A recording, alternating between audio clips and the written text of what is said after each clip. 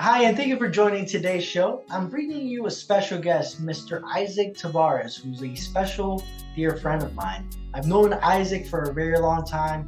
He's doing a lot of different things in the market. I've kept up with him since college, and he is now a business owner. He's into real estate, cryptocurrency, and then also is a financial coach. So I'm bringing him here today to talk to you about wealth, which is one of the topics that we discuss on our podcast. How to be successful in your wealth, in your health, in your love life, and also in the other aspects that make you a holistic or an entirely successful person, right? Just not monetarily, but in all aspects of your life. Now, primarily, we're going to be discussing wealth, so hopefully you enjoyed this episode as much as I did. Thank you guys for joining again, and here we go. Isaac, Hey, Clever Up. what's going on, Abdel? Thank you for joining us, man. Hey, no Appreciate you problem. being on the podcast, on the show. Anything for a brother, man. You know how I do it. Well, you and I have been friends for a very long time, since we were in college at the University of Arizona, and we've been staying in touch and over the years. And actually, you probably don't have to hear this, but you've been one of the people that I've admired in the progress that you made, and it's very inspirational. I think you have a very unique story that hopefully will connect with a lot of people, because I know it has with me. But I think there's a lot to learn from you and what you're doing. So, Thanks, man. without further ado, let's go ahead and present you and talk a little bit more about you and what you're doing right now. Hey, Sound good? Yeah, this sounds good. Yeah, and I want to thank you for the kind words and inviting me to speak to you today. Same mindset is like, you feed off of each other's energy, right? Really, it's like if you sync up with and you attract yourself to like-minded individuals, and I learned a lot from you, just as I hope you learn from me, or in what I do. So I think that energy that we share with one another, it works for us, and I think that's a magnet to like how we can help each other grow in whatever we're trying to grow in. Definitely. I appreciate that too, Isaac. No problem. So I have a couple questions for you, for the audience, for them to listen in. And, let's go ahead and get started with the beginning. I mean, tell us a little bit about yourself. Yeah. So I'm Isaac Tavares. I grew up, I was born in the 80s. I grew up in the city of Compton, California. The eldest of three children. I have a younger brother and a younger sister. And, I grew up, in a household of, Mexican American or Mexican immigrant parents, right? And so we didn't have a whole lot of money growing up.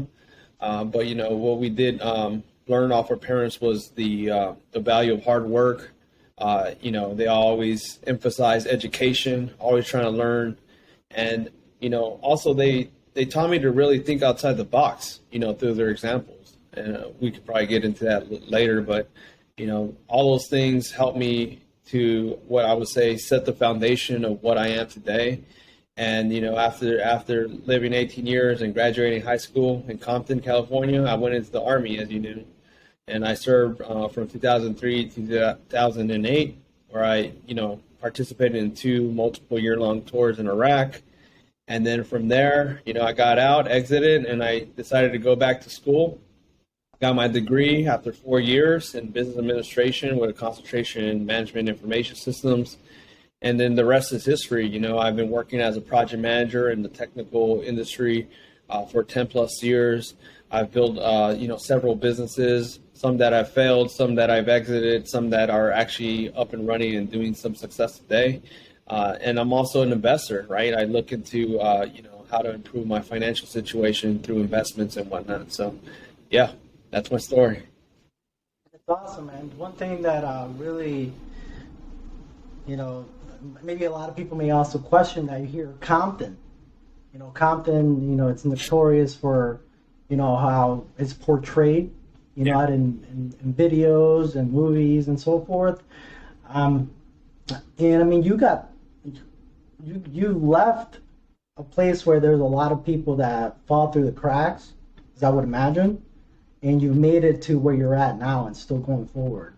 Can you talk to us a little bit about that? About what maybe was the difference between you making out of that environment versus somebody that may not have been so lucky? Yeah, I don't know. I think about this all the time, but I would say when I first moved there, I was about 4 or 5 years old. I know it was before I started school, and then I remember starting kindergarten, right around the corner from my house, and elementary school called Thomas Jefferson. And whether I knew it at the time or I didn't know it, Compton was a rough place. I remember the first shootings that I've encountered in terms of like drive-by shootings or gang violence was when I was about 4 or 5 years old. I was playing in the playground with my friends, and then all of a sudden, I just see adults, with fear in their eyes, screaming, "Get down!" And we had to run and kind of do like a whole school shooting exercise, but it was just, gang violence around the corner. But bullets don't have no names, and fortunately, a lot of people, get hurt, whether intentionally or unintentionally, and that kind of traumatizes folks throughout the years, right? Having to deal and grow up in those environments, right?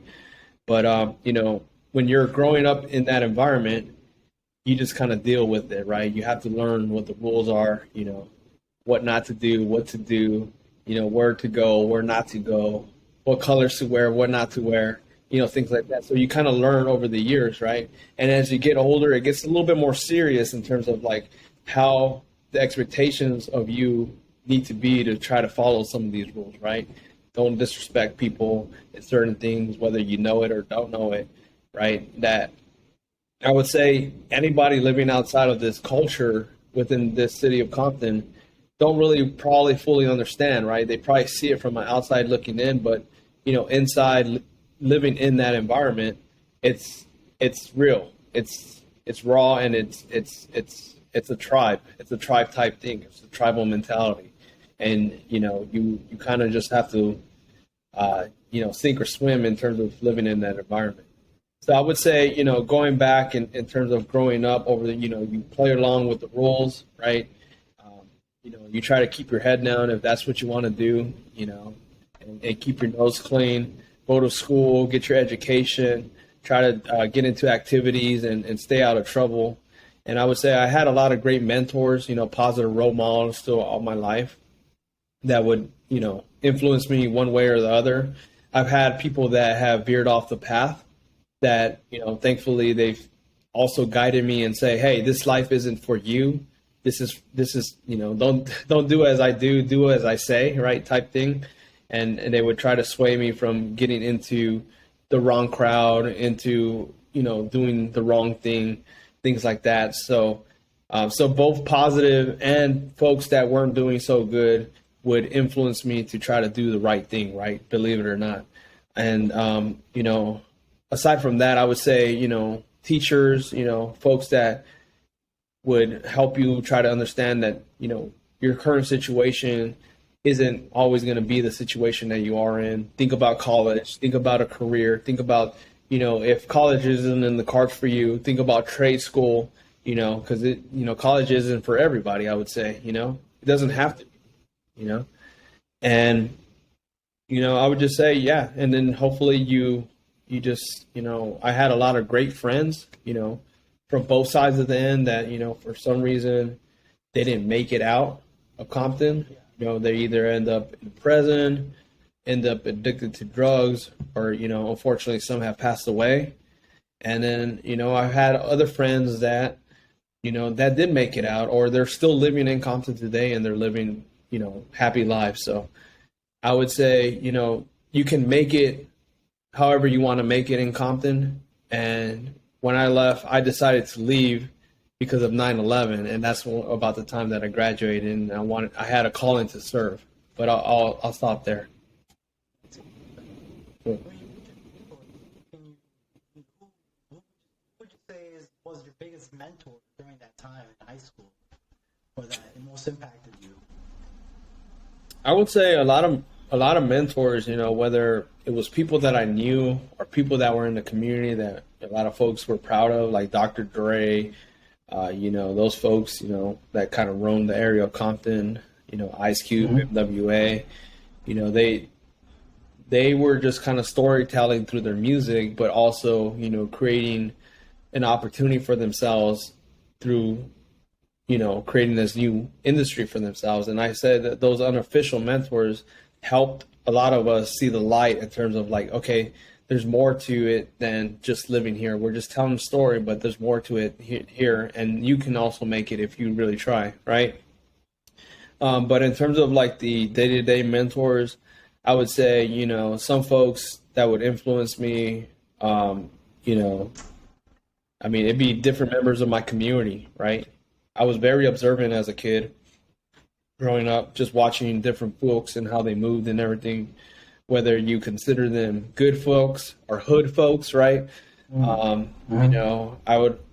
consider them male role models to me, right? Especially the male role models, how they move, how they operate it. There were some guys that would have legitimate businesses and run them out of their, properties and show, hey, you can make it, right?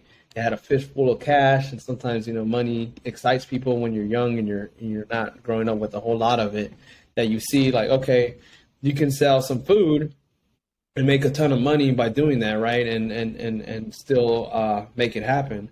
And then I've also seen like, in terms of like some of the tourist folks around the neighborhood, the way they carried themselves, the way they commanded respect, the way they, had respect for others as well. I would say that had an influence too, and for some reason they lived the life they lived, and that was in their cards. And that's what they chose. But they didn't always put whatever lifestyle they lived onto others, and they respected a lot of others too, and they helped, did a lot of good in the community too, I would say. Right. I think, same with me, I think I saw a lot of the possibilities out there. So I also, mentors throughout my life, I've also came across people like you said, and money is one of the motivating factors for a lot of people, especially when you're young. Yeah. So it sounds like you were impacted by those people. And then you also mentioned that one of the biggest things that got you to go into the Army was 9/11. Can you tell us a little bit about that decision? What actually got you to make that decision to go into the Army? Yeah. So growing up, like a lot of kids do, we would, gather a bunch of kids in the neighborhood and we would play water balloon fight, pretend we were in the Army, have little tag wars or, hide and seek wars or, different, competitions of that nature. Right. And, sometimes, we would even do like a little obstacle course in our backyards, dig holes, fill them up with water, play mud, play in the mud and roll around and do that type of stuff. So I've been doing that for a lot of years, but I would say in terms of a lot of other kids, I would just kind of take it a step further. I kind of fell in love with the romantic idea of being a soldier, serving in serving your country in time of combat. Things like that, right? Watch movies. There were a lot of movies that, I would watch as a kid that even some shows that I respected and I just held in high regard in my mind, right? And I think right after 9/11, it was almost like a sign to me that said, hey, here's your calling, like if you're going to do it, go ahead and do it. And so it was a strong calling because it was one of the instances where we were starting a war because we were attacked on our soil, right? And I don't think anybody in the U.S. at that time would disagree that it was time for us to go to war. I think it was almost unanimous and almost across the aisle, right? Both Democrats and Republicans were like, hey, you got to go. We got hit. It's bipartisan. Let's get together. Let's make this happen. Let's go. And so we ended up in Afghanistan, and the rest is history, right, for the war on terror. I know that now you have your own company, and you're working on a lot of different projects that are bringing financial freedom to yourself. That's one of the missions that you have. Can you talk to us a little bit about, because I want to connect this with your business experience and maybe your experience that you had in the Army and how that affects your business and your life after that. So let's start out with, what you tell us a little bit about your business. It's called Clever Up, right? That's one of them. Yep. Can you tell us about what inspired you to launch Clever? Yeah. So Clever Up is a platform that helps folks of, all kinds of backgrounds reach the next level with their money, right? We help them gain control of their finances, so then that way they're not stressing in regards to the details of their, how to manage their money. We help them grow their money, right, through either investments or leveraging opportunities to even increase their income, right? And then last but not least, we help them increase their income, right? We help them get better prepared, find new opportunities if they can leverage and take advantage of that.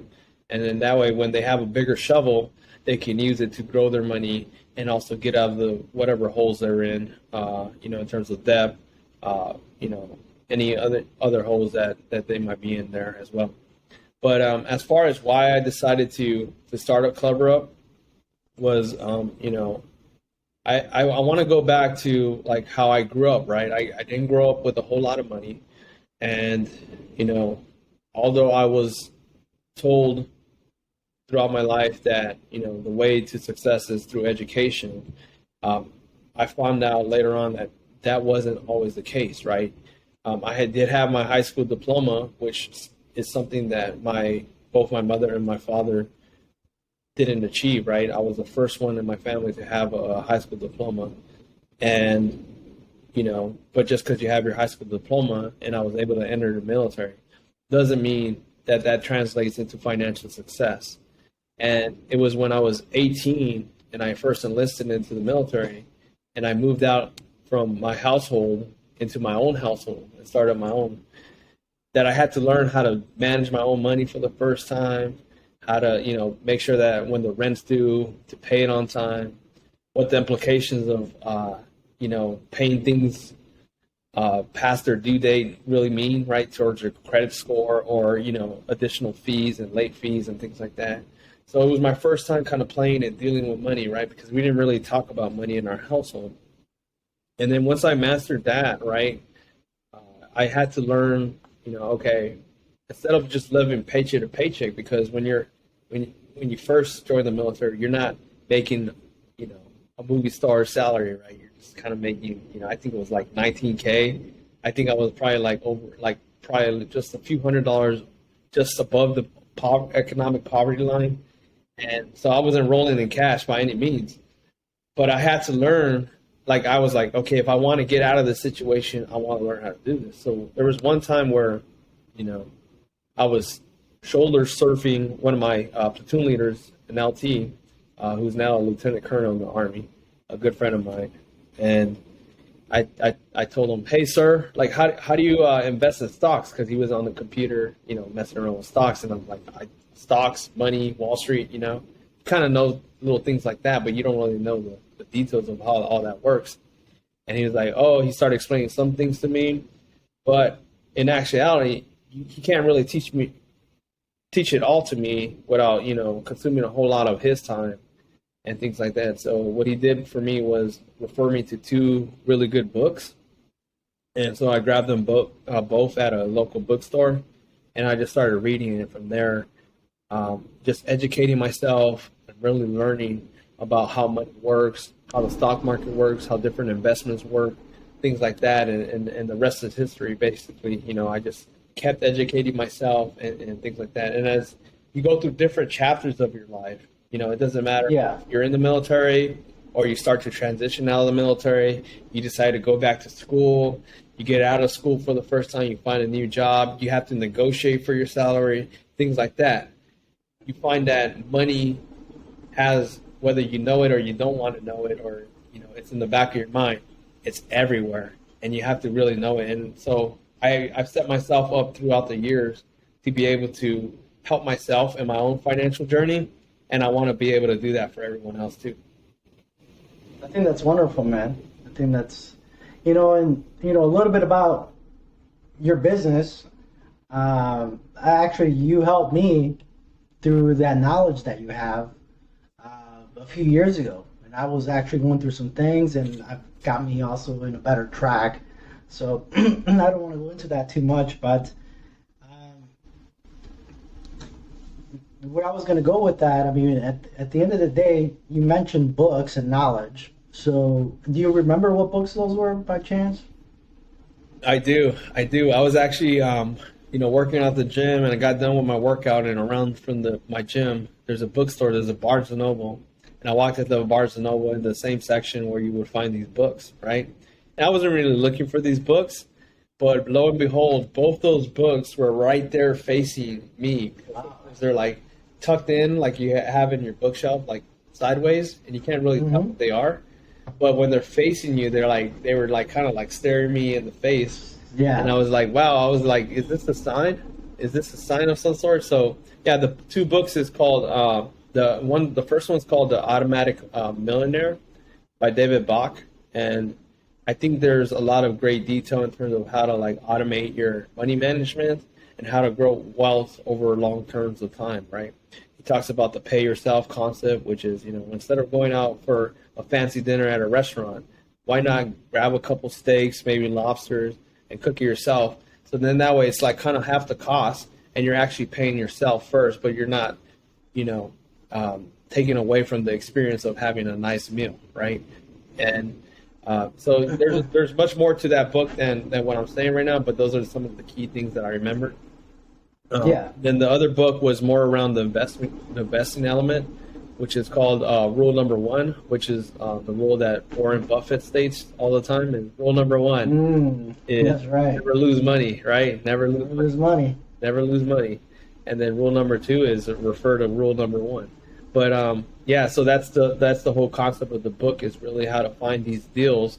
And actually, I would actually highly recommend people that at least during this bear market and this possible recessionary period that we're going into, that they go out there, they find this book, they get it, they read it from beginning to end, and start to analyze these different stocks and different investment opportunities because right now is the time to actually find these deals. It's all based off of value investing, and so the name of the game is to buy low and sell high. And right now everything's at a discount. So yeah, go read that book, find the deals, invest in what you know, and never lose. Yeah.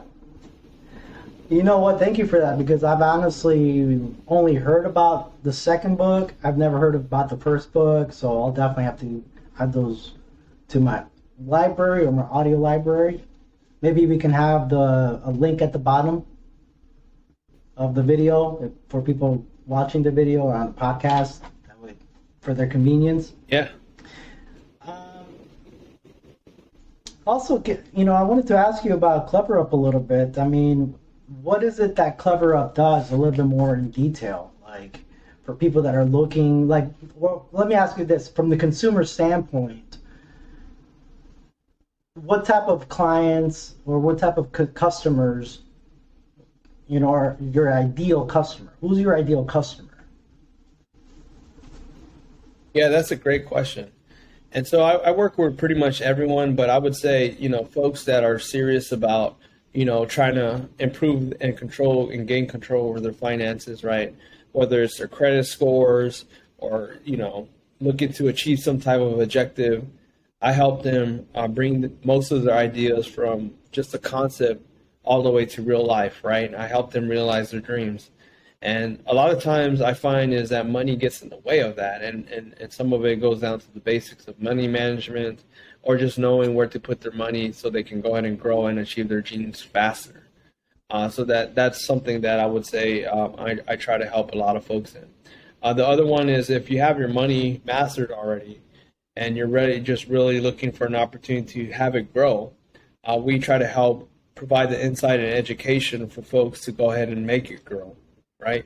A lot of people, say, I want to invest, but they don't even know what a stock is or a 401k, Roth IRA versus traditional IRA, these different vehicles.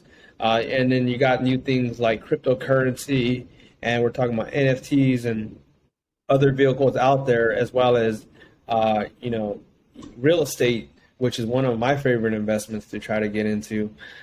You have all these things, and it's kind of challenging to say, hey, what's the right thing for me, and when will that time be for me to try to get into this, right? And so I try to help folks navigate through that and help them with growing their money. And then last but not least, I think a lot of people leave a lot of money on the table when it comes to knowing their own worth, right? And what skill sets they have and what they can offer and try to help other organizations out there for, right?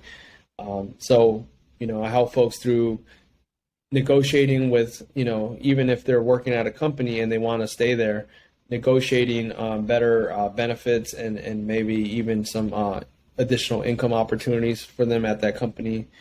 Maybe helping them get ready for a promotion.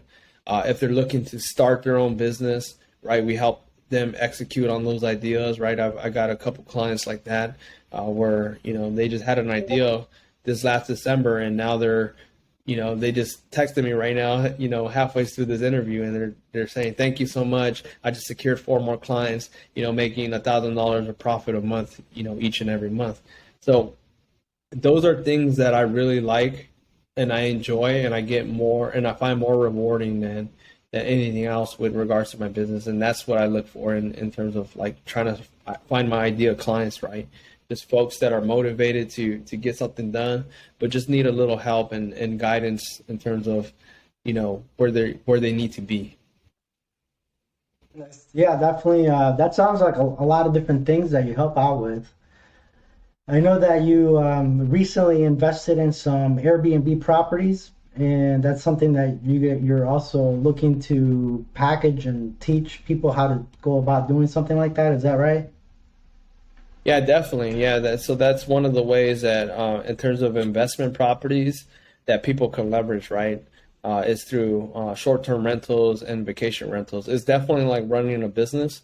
It's not quite passive as say like a traditional rental or investment property where you sign it over a 12-month lease, but with a higher risk, and the risk upside is definitely there.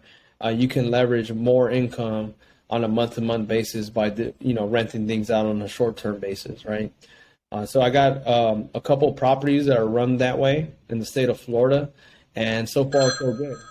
They've been they've been producing about 6.5 to 7 grand each and every month per property. So just this last month, I was able to exceed the amount of income that I make on a month-to-month basis from my 9 to 5. So that's the name of the game for me is basically to swap what I'm doing in terms of trading my own time, by working at a company, which I do love to do, right? I love my career, but basically swap my own time and effort in exchange for money by having these vehicles that can automatically do it for me, so then I can just kick back and get the checks rolling in. Yeah, that's like you said. I mean, and being part of Clever Up myself, that's definitely something that I'm waiting for to be, for to extract that knowledge from you, because that's something that I'm looking to do as well. Invest in an Airbnb property. I've had rental, the traditional investments in the past. A lot of good things that can happen from that. Some bad things that can happen from that. What do you see with what would you say is the hardest thing or what advice would you give somebody that's looking to get started with doing Airbnb? Yeah, so if that is indeed something that they want to get into, there's a number of different things, right? Like I wouldn't let like the lack of capital, like having a large enough down payment, right, to put a down payment on a house, get in the way. Also, if you can invest in some skills in terms of like how to manage projects remotely, right? Hire a team that is not physically located, right? And technology definitely enables that, right? Like right now, for example, we're talking, you're in Dallas, I'm in San Diego, and we're able to connect. And so if you can leverage those types of skills to manage a team that, is not located in the same area that you are, maybe look at opportunities where, hey, it might be an easier way to get or enter into that market, right? Another thing is, you don't have to buy a house to start up an Airbnb. There's something called rental arbitrage that a lot of people don't understand, where you can create a corporate entity like an LLC or some sort, and then sign a corporate lease with these different, different residential areas. And, once you have that, you might pay a little bit of a premium, but that's to cover both the risk of the person that's leasing it out to you in this fashion, but also there is a higher reward in terms of like how much income you can produce from a rental unit like that, right? By renting it out on things like Airbnb, VRBO, other vacation rental platforms such as those. But those are some things. Is don't let money get in the way. Get the money right first, and once you know how to structure your deal, it's just a matter of setting out a plan and then just executing. Right? What are your goals? What is your time frame? Can you manage it remotely? Do you have to physically be there? Things like that. So. Okay, awesome. That sounds like there's a couple of different ways to go about it. Yeah, definitely a couple ways to get about it. But I think the holdup for a lot of folks is just letting money get in the way of or idea they have, because they feel or they sometimes think that it's more than what it actually really is, or how much you'll actually need to structure a deal like that. Yeah, I hear that a lot. I have some friends. I think you just hear that just in general. Hey, but I need to have this money first. Yeah. It's like the old saying, it takes money to make money. Mm-hmm. And there's some truth to that. But at the same time, there's a lot of ways where just the knowledge or just the effort of somebody actually just putting that energy out, like you're saying, and I definitely appreciate that, because it's a little scary buying a property, and then putting some money into it to fix it up, getting the furniture and everything. So that's I appreciate you kind of putting that out there, that you could do it with not as much. How much would you say, like, would you have like an example? So, yeah. Honestly, I mean, there's some ways you can structure a deal with almost no money. If you feel comfortable with like securing a loan, you can probably get into a brand new place and buy some furniture, through either Facebook Marketplace, by securing like a personal loan on SoFi or something like that to go ahead and set this place up, right? And so it all depends on how you want to work the deal, but that's how little money, like zero down. Come on, all you really need is a well executed plan and execute well, and then you're golden. Got it. Yeah, so I'm definitely looking for mentors. So Isaac here, if you guys are watching here, of course, contact Isaac, and I'll ask you later on for your information. Just one question though. I mean, you mentioned crypto, you mentioned stocks. There's a lot of different investments, real estate, Airbnb. Let's say, for example, somebody that's out there that's just looking to get started has $10,000 in their bank account. Let's just say, for example, let's just keep it simple. $10,000. Where would you put those $10,000 right now, as of today, August 2022?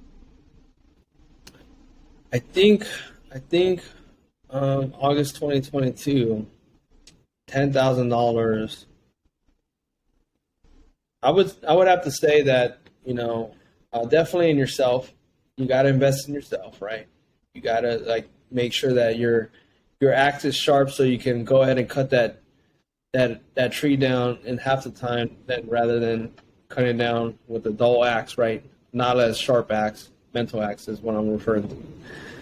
And so sharpen up your skills, educate yourself. There's a lot of great programs. Clever Up is a great program. We help guide you from point A to point Z, whatever you're looking to do. But there's a lot of great ones out there, right? Just find the program that you're interested in, and there's a lot of great folks. Make sure that the folks that you're getting, essentially in business with, are actually legitimate folks that can help you. And then once you've done that research, and you do decide to invest in that, I would say that's a great opportunity to invest. What else? If you have a career and you're not certified in that career, get certified. That's another great way to increase your income. And then when you increase your income, that's on a monthly basis, you can add that extra money and treat it almost as it's non-existent, and then throw it back into something else. So that'd be one place. And the other place is, I'm a hustler. I've always been a hustler all my life, and that's where I started out. So I would look for opportunities to hustle, right? Buy something for cheap, maybe for 50 cents, and sell it for $1.50 if you can, right? Or even more. So, and that way you profit the difference and you keep doing it until you get to a certain point where you realize a goal where you can create a passive mechanism, such as the ones that I explained to you earlier around, investment properties, things like that.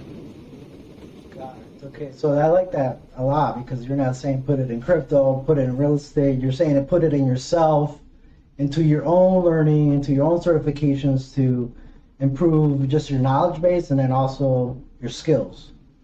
Absolutely, yeah. And your marketability in the job market. Yep. Okay, makes sense. Talking about skills and just circling back for people that were looking for that answer from the Army, how would you say your Army experience impacted your life and your business? What do you think? How did it impact you? Wow, so much, but I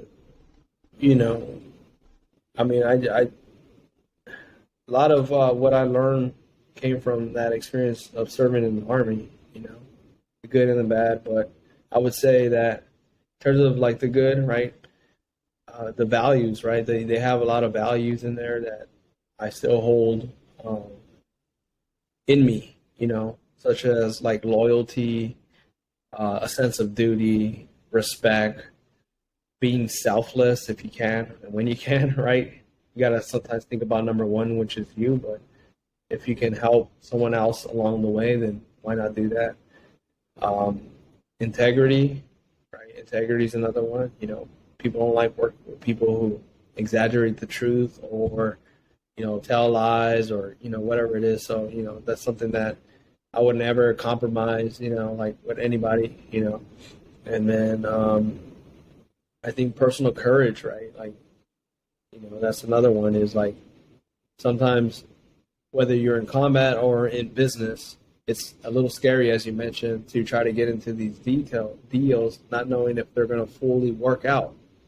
But if you create the right plan, you see the risk and the issues, you resolve the issues as you come across them, and you manage the risks by mitigating them, eliminating them, offsetting them, or just accepting them, and you just push forward, right? If everything was, if I needed everything to be perfect in terms of like I knew success was almost guaranteed, I would almost never have went into business for anything in myself, right? So I would also recommend that a lot of people will understand that. So I would say all those values, as well as leadership, a lot of leadership skills, knowing yourself, always seeking self-improvement, being timely, right? In the Army, time is a major factor, right? There was a saying: if you're 5 minutes early, you're late. If you're on time, you're way beyond late. And if you're 15 minutes early, you're on time. So always, respect people's time, because if you don't respect people's time, they're not gonna like want to do anything with you, And I think that's a big, at least in our American culture, it's a very important. I don't know if it's a pet peeve of mine, but I know if people waste my time, I won't give them another second of time, because time is the most valuable resource that we have out there. We all have the same amount of time. We don't know when we're going to go. So I'd rather spend my time with my loved ones, and I'm sure they would too. But you're over here wasting my time. And so, like, I don't respect that. You don't respect me. I don't respect that.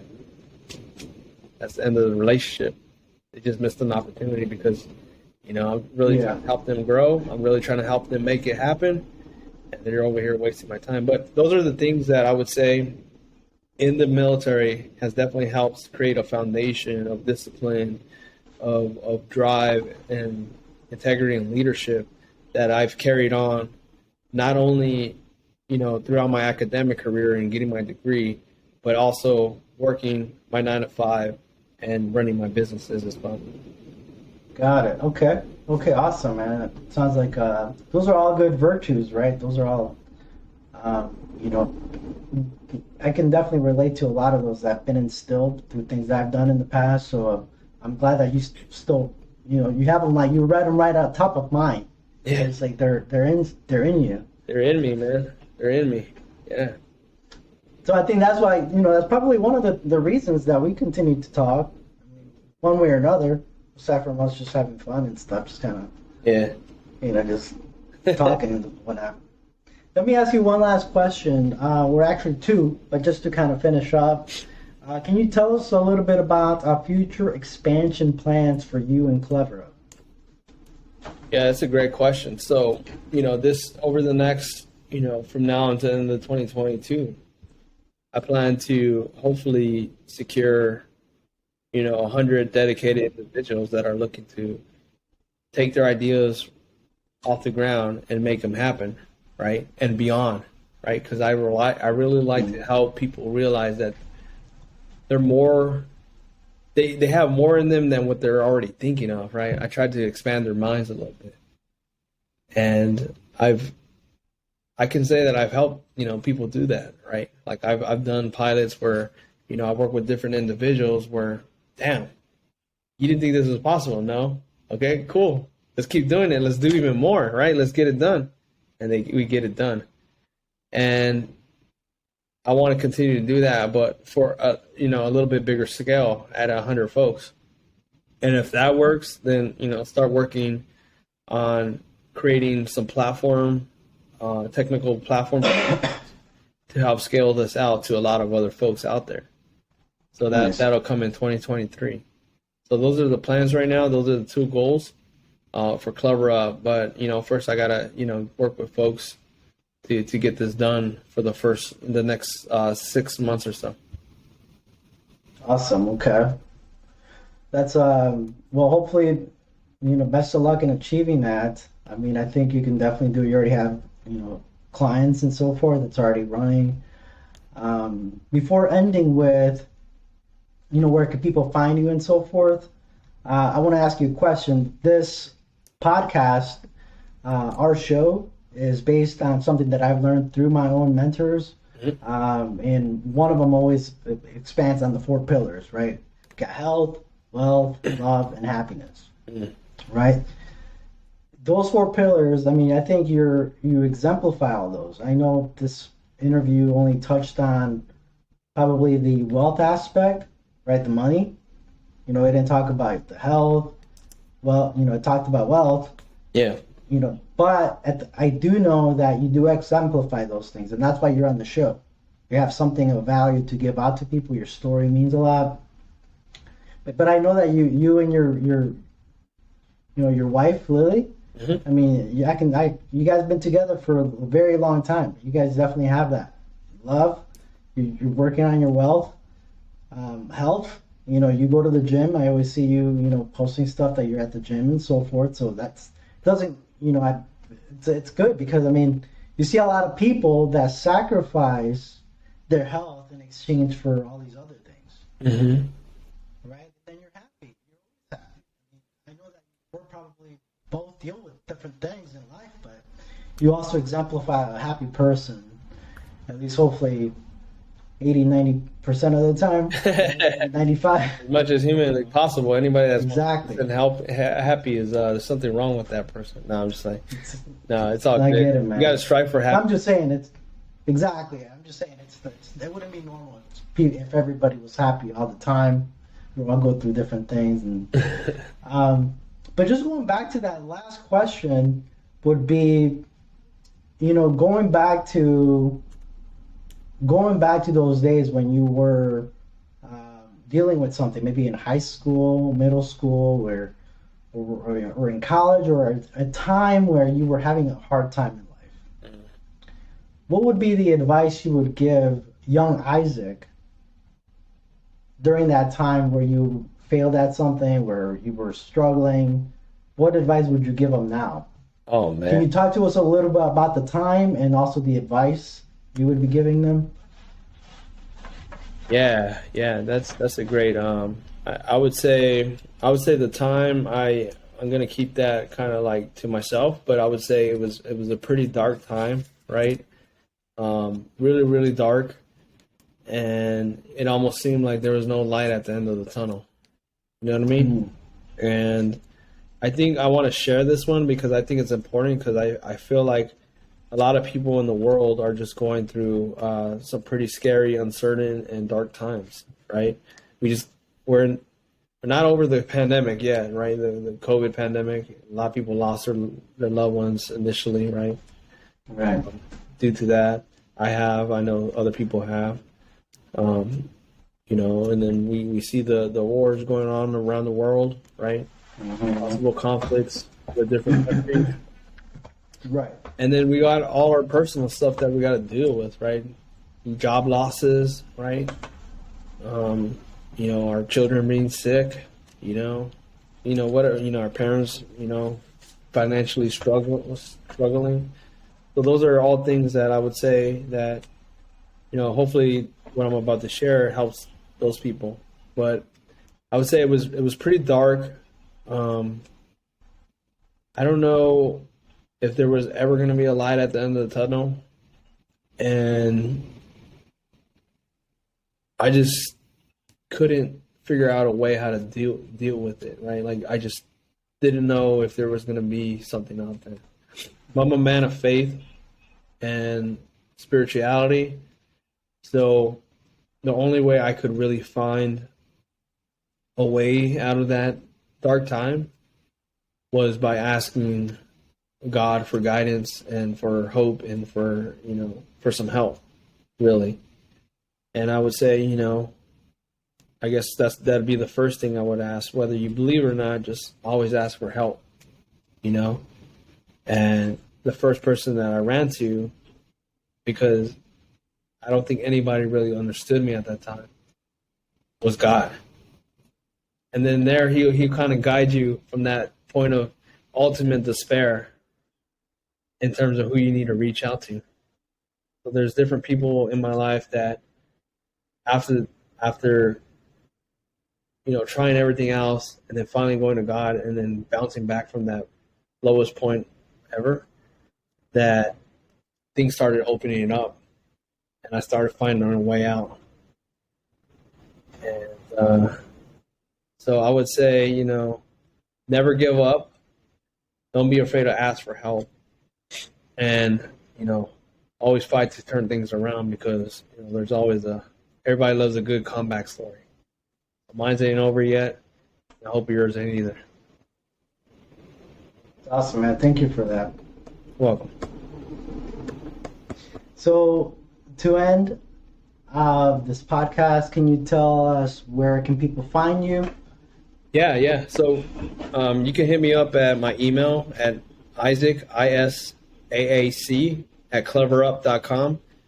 Cleverup is spelled CLEVERUP.com. And then that's also my website, cleverup.com, CLEVERUP.com. And you can find more information about what we do over there in terms of helping our clients reach the next level with their money. Okay, awesome, man. Okay. So we'll also put a link down at the bottom for you guys to conveniently click on and go to your website, reach out to you if they have any questions. Is there any cost for consultations? Out of curiosity, I haven't checked it out. First 30 minutes is free. We have a calendar set up. Just set up an appointment, find a time, and we'll reach back out to you. Okay, nice. Okay, awesome. All right, Isaac, anything you want to add before we end the cast today? No, just thank you, man. Thank you for giving me the opportunity to speak to you and your audience. I wish you the best of luck in this endeavor and all the endeavors that you have. And anytime you need help, man, I'm here. All right, awesome, man. Thanks for joining. Thank you, man. Peace. Peace. If you like today's episode, please like that video. We definitely appreciate your support. And second, don't forget to subscribe at the bottom. You'll get notifications as well if you click on that bell button with new guests that come on the show. Really appreciate your support for joining our podcast today. And then also, if you read the description, I went ahead and added some of the links that are associated with the video, some of the book recommendations, and then also the links to Isaac's website where you can actually go in there and schedule consultation if you're looking to talk to him. He's a very open guy, as you noticed, and I'm sure he would be glad to give you a free consultation and talk to you a little bit more about your goals and help you achieve those goals, just as he has with me in the past. All right. Well, thank you so much. Again, that does it for today, and we'll see you on the next episode.